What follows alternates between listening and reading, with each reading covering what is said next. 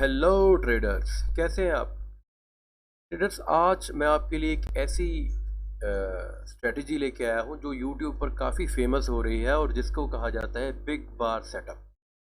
अब ये बिग बार सेटअप है क्या, इस पे आपको एंट्री कैसे लेनी है और कौन कौन सी चीज़ों का आपको ख्याल रखना है, आपका एसएल क्या होगा, ये सब चीज़ें मैं आपको बहुत इजीली एक्सप्लेन करने की कोशिश करूँगा। तो ये जो सामने दो लाइंस आप देख रहे हैं, ये है EMAs। आप EMA और SMA दोनों यूज़ कर सकते हैं। मैं ज़्यादातर EMA इस्तेमाल करता हूँ और एक EMA है 9 EMA और दूसरी है 20 EMA। ओके, ये जो ब्लू वाली है ये 9 EMA है और ये जो 20 EMA है ये रेड EMA है। ये जो ब्लू EMA है ये 9 EMA है। EMA का मतलब होता है एक्सपोनेंशियल मूविंग एवरेज और ये जो रेड वाली है ये 20 है। अगर एक दो पॉइंट ऊपर नीचे भी हो जाए तो ज़्यादा फर्क नहीं पड़ता है। जैसे अगर ये 9 को 10 कर दिया जाए और इसको 20 को 21 कर दिया जाए तो एक पॉइंट से ज़्यादा मतलब कोई जो है फ़र्क नहीं पड़ता। तो इसके लिए ज़रूरी ये है कि जो भी इसको यूज़ करेंगे उनको सपोर्ट और रेजिस्टेंस का पता होना बहुत ज़रूरी है। अब जो बिगिनर हैं जिनको नहीं मालूम कि रेजिस्टेंस क्या होता है, उनको मैं ये बताना चाहता हूँ। जैसे ये लाइन यहाँ पे मैंने खींची हुई है, ठीक है, इसका मतलब क्या है कि ये रेजिस्टेंस है। रेजिस्टेंस कहाँ माना जाता है? जहाँ पर बार बार प्राइस रुक रहा हो। ये देखिए, जैसे ये कैंडल्स हैं ये बार बार यहाँ पे रुक रही हैं, तो यहाँ पर हम एक लाइन खींच देंगे। ओके, इससे पहले क्या होगा, जब यहाँ से मार्केट शुरू हो रहा है तो हमें यहाँ पर भी जो है वो लाइंस खींच देनी है। ठीक है, जैसे ये यहाँ पर रेजिस्टेंस है, यहाँ पर ये लाइन खींच दी, ठीक है, यहाँ पर ये रेजिस्टेंस है, यहाँ पर ये देखिए रेजिस्टेंस है, यहाँ पर एक लाइन खींच दी, ठीक है। अब रेजिस्टेंस आपको समझ आ गया। अब चलते हैं सपोर्ट की तरफ। सपोर्ट इसका बिल्कुल एग्जैक्ट उल्टा है। सपोर्ट का मतलब है कि जहां से प्राइस बार बार बाउंस कर रहा हो। जैसे ये देखिए, ये जो एक लेवल है यहाँ से प्राइस बार बार बाउंस कर रहा है, ये थोड़ा सा नीचे ले आते हैं। इसको आप बॉक्स भी बना सकते हैं और अगर आप बॉक्स बना लेंगे तो आपको ज़्यादा इजी रहेगा। ये देखिए, यहाँ से प्राइस बाउंस होकर ऊपर गया, फिर यही इसके आसपास आया, फिर ऊपर गया और यहाँ पर फिर आया और फिर ऊपर गया, ठीक है। इसको बोलते हैं सपोर्ट, ठीक है। और आपको सपोर्ट और रेजिस्टेंस मतलब अगर आप आज ट्रेड ले रहे हैं तो आपको जो कल के लेवल्स होंगे, जैसे ये है और ये है, ठीक है, इनको ड्रॉ कर लेना है जहाँ पर प्राइस बार बार रेजिस्टेंस ले रहा हो या सपोर्ट ले रहा हो। और जहाँ पर मार्केट खुल रहा है, अगर यहाँ पर मार्केट खुल रहा है तो इसके पास जो भी सपोर्ट या रेजिस्टेंस बनेगा, जैसे ये लो लगा है तो यहाँ पर सपोर्ट बन जाएगा। ये देखिए, ठीक है, ये सपोर्ट बन जाएगा इसका। इसके पास हमें लाइंस ड्रॉ कर लेनी है। तो अब आते हैं एंट्री की तरफ, ठीक है। हमें एंट्री कब लेनी है, हमें एंट्री लेते वक्त क्या चीज़ें ख्याल रखनी है। पहली, जब हम बाय साइड एंट्री लेंगे तो हमें इस चीज़ का ख्याल रहना चाहिए कि इसके पास कोई रेजिस्टेंस तो नहीं है, पहले से प्राइस रुका तो नहीं है, ठीक है। अब जैसे ये रेजिस्टेंस था, ठीक है, होने को तो अगर देखें तो ये भी एक बिग बार है, इसको भी बिग बार कंसीडर किया जा सकता। अच्छा, बिग बार का मतलब क्या है? बिग बार का मतलब ये है कि एक बड़ी कैंडल, ठीक है। बड़ी कैंडल मीन्स कि जिसकी बॉडी जो है वो 80% हो और विक 20% हो। जैसे ये है, इसकी बॉडी भी लगभग 80% है, विक 20% है, इसकी भी इतनी है और इसकी भी इतनी है, ठीक है। अब बहुत से लोग कहेंगे यहाँ पर भी एंट्री ली जा सकती है, यहाँ पर भी एंट्री ली जा सकती है, पर नहीं, यहाँ पर एंट्री हम नहीं लेंगे। क्यों? क्योंकि पहली बात तो यहाँ पर ये रेजिस्टेंस है, प्राइस ने यहाँ पर रेजिस्ट किया है, ठीक है।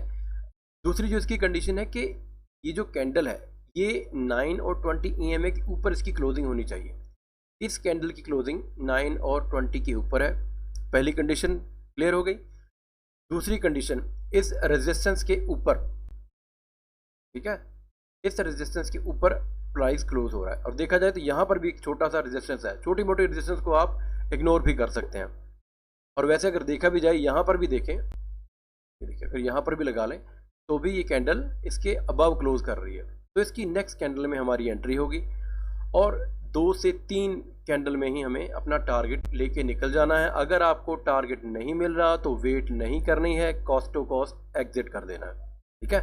अगर इस कैंडल पे आपकी एंट्री होती 200 के आसपास और अगली 3-4 कैंडल में आपको 213 इतने पॉइंट्स आपको मिल जाते। ओके, ये तो है बाई साइड की एंट्री। अब सेल साइड की एंट्री लेते वक्त हमें क्या देखना है? जब सेल साइड की एंट्री लेंगे, देखिए इस कैंडल में सेल साइड की एंट्री मिलती, लेकिन अब यहां पर क्या है? यहां पर एक सपोर्ट है, ठीक है, यहां पर एक सपोर्ट है। अब जब ये कैंडल इस सपोर्ट के नीचे क्लोज करेगी, देखिए ये पीछे से भी सपोर्ट दिख रहा है, वही जो पहले हमें रेजिस्टेंस दिख रहा था वही सपोर्ट बन गया है, क्योंकि जो पहले रेजिस्टेंस होता है जब प्राइस उसको क्लोज कर देता है, उसके ऊपर चला जाता है, तो वही सपोर्ट बन जाता है, ठीक है। ये रेजिस्टेंस था, अब सपोर्ट बन गया, ठीक है।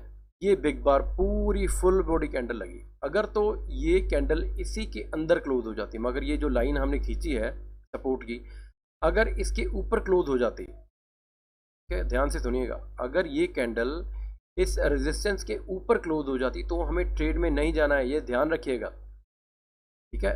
हमको सिर्फ यही नहीं देखना है कि ये 9 और 20 EMA के नीचे भी आ गई और फुल बॉडी कैंडल भी बन गई, हमें सपोर्ट और रेजिस्टेंस का भी ध्यान रखना है, क्योंकि मार्केट जो रिएक्ट करता है, जो मार्केट का स्ट्रक्चर है, वो सपोर्ट और रेजिस्टेंस पर ही ज़्यादा रिएक्ट करता है, ठीक है।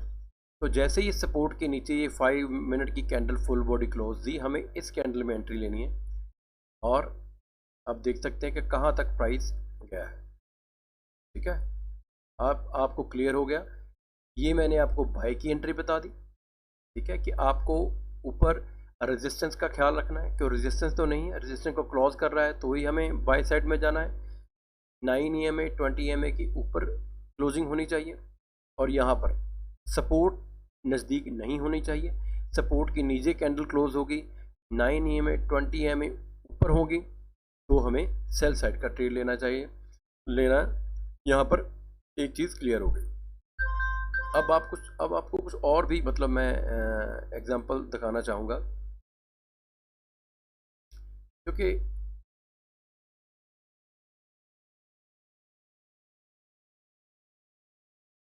अब देखिए, अब यहाँ पर भी आप कहोगे बिग बार बना है, ठीक है, ये देखिए यहाँ पर बिग बार बना है, लेकिन यहाँ पर क्या है? सपोर्ट है। ये देखिए यहाँ से मल्टीपल कैंडल रिजेक्ट हो रही थी, ठीक है। ये वैसे तो क्लोज हो गया, 9 और 20 EMA के नीचे क्लोज हो गया और बिग बार भी बन गई, लेकिन ऊपर रेजिस्टेंस है, हमें यहाँ पर ट्रेड नहीं लेना है।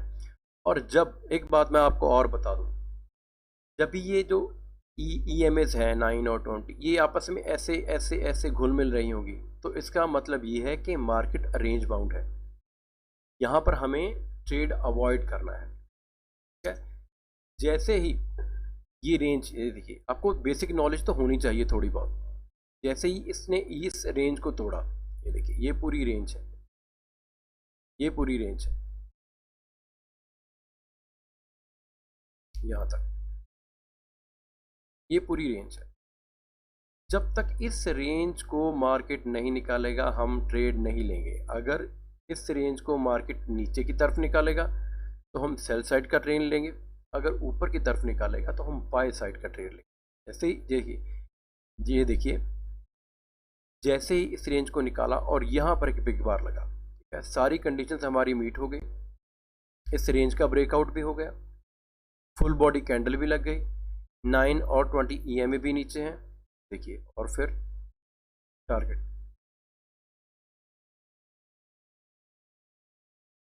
इस चीज़ का आपको ख्याल रखना है कि जब भी EMAs आपस में घुल मिल रही हों और प्राइस और चार्ट पे आपको लगातार छोटी छोटी red green red green red green candles दिख रही हों और लगातार नीचे से ऊपर से ये विक्स बन रही हों, तो आपको ट्रेड नहीं लेना है। आपको वेट करना है कि उस रेंज का जो हाई और लो दोनों मार्क कर देने हैं, ठीक है, हाई और लो दोनों मार्क कर देने हैं आपको, और उसके बाद आपको ट्रेड लेना है जिस तरह भी ब्रेकडाउन या ब्रेकआउट हो।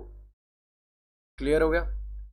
आपको क्या करना है, मेरी एडवाइस आपको ये है कि जब भी बिग बार सेटअप लगे और हमारी सारी कंडीशन मीट हो जाए, आपको एकदम से नहीं टूट टूट पड़ना है, आपको 3-4 मिनट वेट करना है, ठीक है, ताकि थोड़ा सा प्राइस आपको नीचे मिल सके। अब ये देखिए, जैसे ये अब अगर थोड़ी देर वेट करते, उसमें ये कंडीशन क्या है, अब बहुत से लोग बोलेंगे अगर हम वेट करेंगे तो प्राइस ऊपर चला जाएगा। देखो, एक आपको चीज़ जो मेरे एक्सपीरियंस से मैं आपको बता रहा हूँ, ये प्राइस देखो कहाँ से चल रहा है, ये लास्ट रेड कैंडल बनी है और यहाँ से चल रहा है 18170 से, और कहाँ तक जा रहा है 18206, ऑलमोस्ट 30 पॉइंट मोटा मोटा लगा के चलिए। जब ऐसे प्राइस चलता है ना, तो उसके बाद एक रिट्रेसमेंट कैंडल ज़रूर बनती है, ठीक है। जैसे ये देखिए, ये रेड बनी है, रेड कैंडल बनी, आपको थोड़ा सा इस कैंडल का वेट करना है कि एक हल्की सी रेड कैंडल बन जाए, उसी में आपको एंट्री लेनी है। जैसे ये नीचे की तरफ जा रही है, ठीक है? जैसे ये कैंडल ऊपर की तरफ रिट्रेस होने लगेगी, ठीक है, आपको यहीं कहीं एंट्री लेनी है। उससे होगा क्या कि कहीं तो आप एंट्री यहाँ पे लेते जाके 202 पर, लेकिन आपको एंट्री कहाँ मिल गई 195, मतलब 6-7 पॉइंट आपको एंट्री पहले मिल जाएगी, जिससे आपका प्रॉफिट बढ़ सकता है, ठीक है। एक तो ये ट्रिक होगी। अब दूसरी ट्रिक मैं आपको बताना चाहूँगा, वो ये है कि ज़्यादातर हम लोग क्या करते हैं कि जो स्कैल्पिंग करते हैं, तो वो स्ट्राइक प्राइस क्या लेते हैं, वो स्ट्राइक प्राइस लेते हैं इन द मनी या एट द मनी, ठीक है। वो मोस्टली निफ्टी में 60-70 रुपये, है ना, ऐसा 80, या मतलब अगर फ्राइडे है तो हम ज़्यादा से ज़्यादा 100 रुपीज़ होगा, वो भी नहीं होता कई बार तो, ठीक है। और जैसे एक्सपायरी आती है तो वो वही 30-40 रुपीज़ के नियर अबाउट रह जाता है।